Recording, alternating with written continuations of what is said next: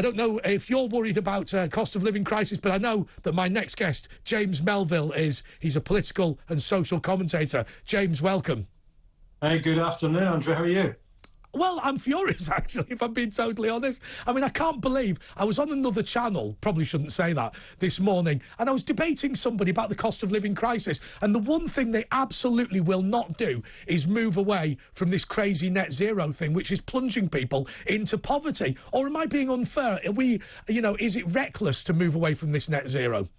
Well, I mean, it feels a little bit like virtue as a false economy. And basically what we've got right now is a cost of living crisis coming down the tracks in all different aspects in a perfect storm, of which net zero is one of the aspects. We seem to have governments, regulators, maybe a few technocrats and corporates as well, who are sort of using this sort of masquerade of virtue to get people to comply. But that doesn't work if there's a cost of living crisis, because people are hitting the pocket. And it's going to get worse over the next few months. Yes. We've got this ludicrous situation around the world at the moment where farmers, who are effectively our source of food, for instance, are under a lot of pressure to cut their nitrogen in terms of fertilizer. So that has a knock-on effect with yields. So we're having this false economy aspect. There's so many aspects, and it does come back in part to net zero. You look at emissions from Britain, it's at 1%. Yeah. Compare that to China. So you want to do something about that, maybe try and put some pressure on the Chinese in some shape or form, rather than putting pressure on people in their houses and their businesses. Aren't the Chinese building 300 new coal-fired power stations? But anyway, I mean, I find the whole thing staggering. You're right, everyone takes the mickey out of me for this, but I normally watch select committees. That's why when I get onto political debates, I tend to know what's going on. Right, the other day I watched something which I admit is a minority sport. It was the Land in England Select Committee of the House of Lords. Right, it wasn't the most ripping thing I've ever watched in my life, but what they were talking about was turning over farmland into forests in order to get net zero. Well, less farmland means less food production, means higher prices. So once again, we're in the middle of this whole problem, and literally the whole debate in Westminster is how we can make it deliberately worse. It is. It's like basically there's a problem, come up with a solution. That solution often creates a bigger problem. I mean, look what's going on in Scotland over the last few years, where they're slicing apart millions of acres of woodland to put wind turbines on. Now, one of the aspects, if you want to solve the CO2 aspect, is to grow more things, because they obviously absorb CO2. I'm an environmentalist, but I want solutions that work.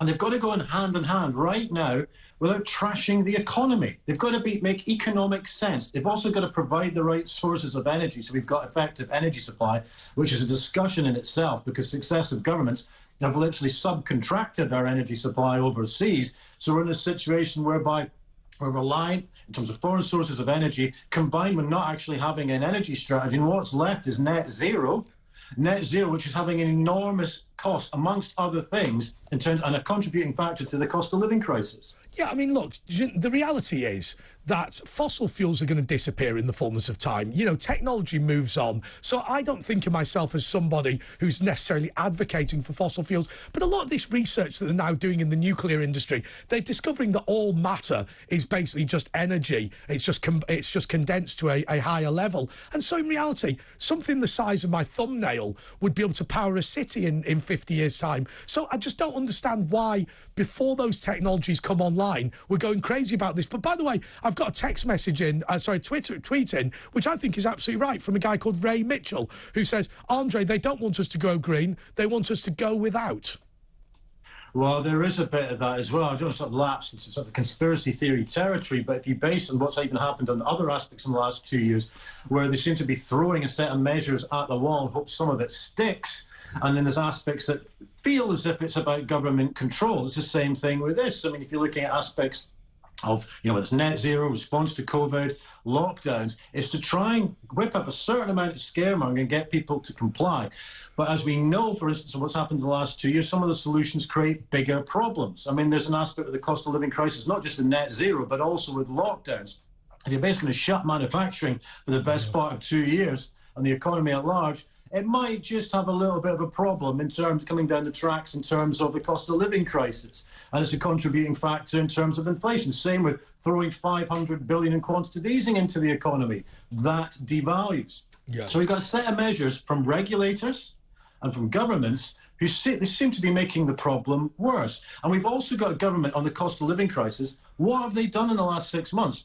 We've known about creeping inflation for quite a long time now. We've been warned about this winter for quite a long time. In the same way we've been warning about the NHS in terms of supply and demand on the NHS for decades, and yet we don't have governments coming up with solutions. They do it just after they wake up from being asleep at the wheel, and it's too late by then. Well, the thing that really frustrates me, and it's not true of everybody in the public sector, so I don't want to, just tar everybody with the same brush, but it seems to me that in the public sector, if you are a failure, if you do your job badly, it doesn't seem to matter. Cressida Dick, the Commissioner of the Metropolitan Police, the previous Commissioner, look, she has failed at every professional challenge in her career, essentially. Nobody is ever able to cite anything that she has done successfully, and yet she rises and rises and rises. Similarly, I mean, I was watching BBC Panorama about Andrew Bailey, the Governor of the Bank of England, and there are very serious questions about his competence from when he ran the Financial Conduct Authority, where he manifestly failed to protect investors from sham investment schemes. So, but now he's in the Bank of England, he's turning around saying that he can't do the job he's been employed. Oh, but don't worry, Andrew. Here's your thick end of 600,000 quid. Get on with it. Treat yourself.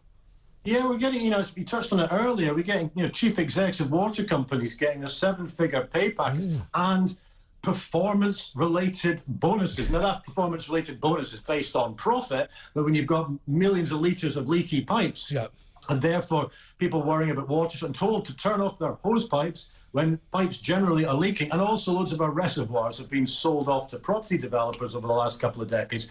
You've got a mixture of failure within regulation, you've got failure within government, you've also got cabinet ministers who quite often leave because they're inept or there's some sort of whiff of scandal, and then they sort of re-emerge out of the ground, rehealed and rebooted and rebranded in another cabinet position. It's not good enough. Oh, I'll tell you what, the worst example, and thank God we're rid of it, was the European Commission, where the only way you could get onto the European Commission was to be specifically rejected by the voters of your own country. So, Chris Patten, Leon Britton, at one point they were talking about having Nick Clegg as the British Commissioner, and you think, this man took the Liberal Democrats to their worst result in living memory.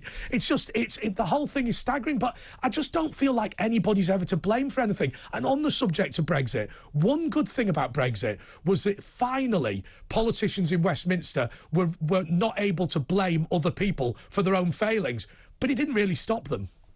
Oh, they're just blaming us instead now. Yeah, that's right. The difference. How dare you use... I mean, look, this thing they're saying today, how dare you use your Sega computer console? I mean, goodness me, about, blackouts. I mean... You're showing your age there, Sega. To be this good takes ages. Yeah, I mean, it is. I mean, they're saying all kinds of things. Does Sega not exist anymore? I'm not in that area as well. I'll have to do some research, but I remember it back in the day. I mean, what about Daley Thompson's Decathlon and the ZX Spectrum? But the point of this is that they're telling us to switch off our hose pipes, or maybe travel less, or turn our lights. I was reading some ludicrous suggestions that basically we should have cold showers. I mean, it's come to that. I don't want to be sort of self-entitled, and I quite like a cold shower. But the point being is they're levelling on us. They did it over COVID for quite a long time with a lot of crazy laws that didn't have anything to do with really controlling the spread of the virus. And largely we complied. We got to that point with COVID. We complied and complied and complied until the government were busted over Partygate, and then everyone woke up and we're not doing that again because they didn't do it. We've got the same thing here. They're rewarding mediocrity. Absolutely. At all different levels in government and also in regulation. And right now, considering we've been warned about this cost of living crisis for quite a long time, we want solutions. We don't just want paper over the cracks solutions that might just stumble us through winter. We want long-term strategy so we can understand, in particular, energy supply and pricing. What is the best solutions? And ideally, you'd want a government to take a step back and say, we're going to do something that's going to last as legacy way beyond our term incumbency of being in government. Instead, it's all piecemeal stuff, it's all tokenism. I mean, one other aspect, do you remember the whole Northern Powerhouse thing? Oh, yeah, that never really happened, did it? Yeah, whatever happened to that? I mean, it's a major concern. I mean, James, I'm going to pull you up because we're going to keep talking to you just after we go for a quick break. And we're going to talk about Kwasi Kwarteng, who, first of all, is the only man called Kwasi other than Modo. And secondly, might be the next chance of the Exchequer. He reckons he can solve the cost of living crisis. So, James, I was going to talk to you a little bit about Kwasi Kwarteng's policies for helping out with the cost of living crisis, but there don't appear to be any. Let me just read from, I think it's the Mail on Sunday. Households struggling with the rising costs of living in the UK will receive some help this winter, Business Secretary Kwasi Kwarteng has said. The Cabinet member, who is a key ally of Tory leadership hopeful Liz Truss, claimed the Treasury was working on options for the new Prime Minister, but he fell short of outlining what they were. Brilliant. I'm delighted. Yeah, it's ridiculous. I mean, one of the things he said, maybe it's paraphrasing him, he said there's basically help on the way. Yes. We've had this crisis for months. I mean, the government, just because they're having a Tory leadership contest doesn't mean the government closes. Johnson is still technically Prime Minister, although he's got his trotters up in various Mediterranean resorts and stuff like that, and seems to be demob happy at best. But the government is still operating, at least it should be. So why are they not on top of this crisis? Why was the government months ago not on top of this? Why weren't they saying, back, it's on the springtime, we've got issues about inflation that's creeping up here. It's going to have an impact in 6 months' time and through the winter. These are the measures that we're going to put in place in terms of energy strategy, in terms of aspects, in terms of regulation, but also taxation as well. They didn't. They let it slide. And, we even had, one of the leadership candidates increasing national insurance. So we've not just got a cost of living crisis coming from corporates, we're getting a cost of living crisis that's coming from government as well, because they're putting up bills. So there needs to be an emergency budget. Truss is suggesting that, but it is, I think, 6 months too late. Yeah, I mean, I'll tell you the thing that I find extraordinary about the Conservative leadership battle. You've got a hedge funder, billionaire, who is making the moral case for higher taxation in a Conservative leadership election. I don't take mushrooms, but, I would imagine that that's what it would feel like if you did, because it's just crazy. It is crazy. I mean, he's had a terrible leadership campaign. He hasn't connected at all. In particular, his leadership doesn't really affect us at the moment. It's just 200,000 members. Mm-hmm. But he hasn't engaged with them. He's been really wooden. He said the whiff of snobbery about some of his comments as well. And Liz Truss, actually, I'm no fan of Liz Truss, but she's the lesser of two evils at the moment. I mean, she has done a campaign, if you're that way of thinking, that ticks almost every box of the Tory membership base. Unless there's some massive surprise, I think she's going to win quite easily. So we're left with Liz Truss. So therefore, what would be really good is if she was even saying right now what her strategy, not just strategy in terms of sound bites and rhetoric that's empty, but actually what measures are going to be put in place to deal with the cost of living crisis. She's touched a bit on taxation, but it would be great if she was ready with that template to not just get us through the winter, but look forward 2 or 3 years' time. And I don't have any faith in that. I'm not a cynical person. I tend to look quite favourably on life, apart from politicians. We haven't got any sort of examples over the last few years where the politicians are not just on top of the issue, but they're actually putting our interests first. See, the thing, James, that really shocks me about Boris Johnson, right, given his track record, the fact that he's not organising regular parties in Downing Street, now he's demob happy, just bemuses me. Because if you think about it, he was organising parties when it was illegal to do so. Now he can do whatever he wants and nobody cares, and he's not. Maybe that's part of the thrill. Maybe it's the illicit thrill of it all. It's the danger. Now look, exactly. I mean, that's just Johnson, and what got him into a pickle wasn't so much the parties, which weren't good, but you could argue that loads of other politicians were doing pretty similar things. Is because he tried to keep wriggling away from it, and it was sort of trying to dodge away from accountability was the thing that undermined him in the end, which is always going to be a thing with Johnson. But yeah, I mean, I expect that his leaving bash, I mean, it'll be bells and whistles, and all paid by our expense and our faithful taxpayer. James, I've got a great little story for you. Right, one of my friends was the chairman of the Young Conservative years ago, and he went along to Ian Duncan Smith's leaving party as Conservative leader, and basically Lord Ashcroft, the billionaire, put this party on for him, and because he'd been thrown out unceremoniously, and it was all very nice and whatever.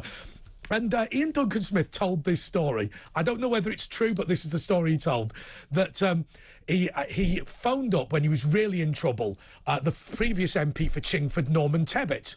And he says, Norman, I'm having a real disaster. Everyone's out to get me. Every time I relaunch my leadership, people are after me. They're going to no confidence me. And he goes, well, Ian, I'll tell you what I would like you to do.